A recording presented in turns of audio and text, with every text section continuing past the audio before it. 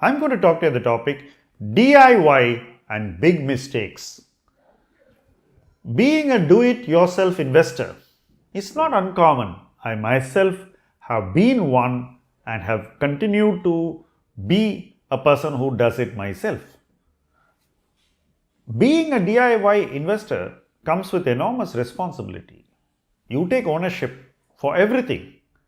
The decision, the execution, the review, the monitoring and the liquidation. The entire investment process has to be owned by you. What I have noticed about DIY investors who came and left is what is the crux of this video. In every market cycle, the number of investors coming into the market as DIY investors is growing exponentially, and it will continue to do so. That's good news, right? But it's important that these investors stay. It's very important that investors don't leave the market. So, I'm going to give you 3 reasons why DIY investors leave the markets, why they quit investing, and what causes them to do so. The first point that makes most do-it-yourself investors quit the market is preferring trading over investing. Most investors want to do only option trading today. In earlier times, they used to just buy and sell within the same day, what you call as intraday. Then we also have people who buy today and sell tomorrow, which you call as the BTST.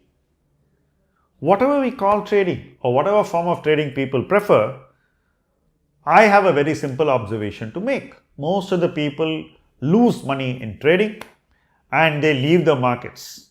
Usually this cycle is not more than 2 years. That is, a new investor who comes to the market to do it himself doesn't last more than 2 years if he takes to trading. His capital gets eroded and his family and the people who care about him tell him, enough, stop this. So preferring trading over investing is one important reason why do-it-yourself investors quit investing. The second important reason why DIY investors quit investing is they play the IPO lottery. Everybody wants to subscribe to an IPO and sell on listing, and they believe that this lottery will make them rich. Imagine how many people can actually say that I participate regularly in lotteries and I consistently become rich. It doesn't happen, right? Maybe once in a lifetime you'll be lucky to win a big prize. But the person who wins that lottery prize is 1 in a million and all the others end up losing money. The IPO lottery is a place where most people lose money and few people gain. The people who gain are those who catch just those few issues which are successful, and the people who lose are those who try very hard to get rich through IPOs and they fail.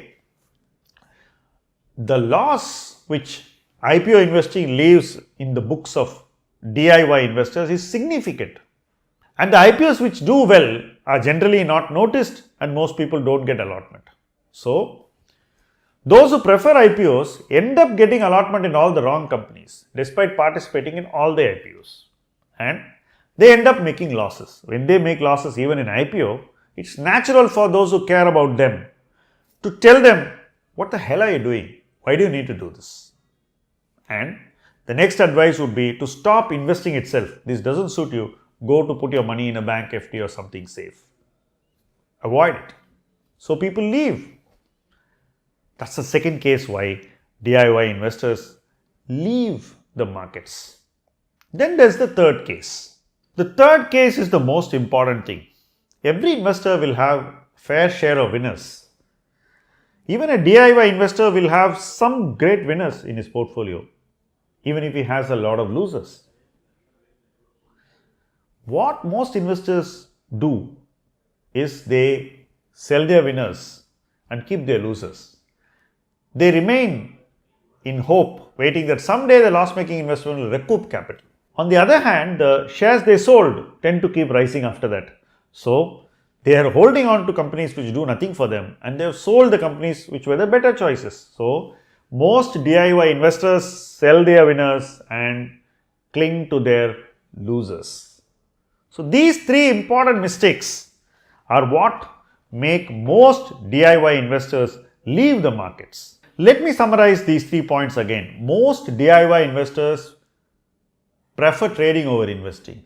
Most DIY investors participate blindly in IPO lotteries. And last, most DIY investors sell their winners and cling on to their losers. These 3 mistakes are what makes DIY investors quit investing itself. I hope it doesn't happen to all of you who have watched this video and you learn from the mistakes of others. Thank you for watching this video.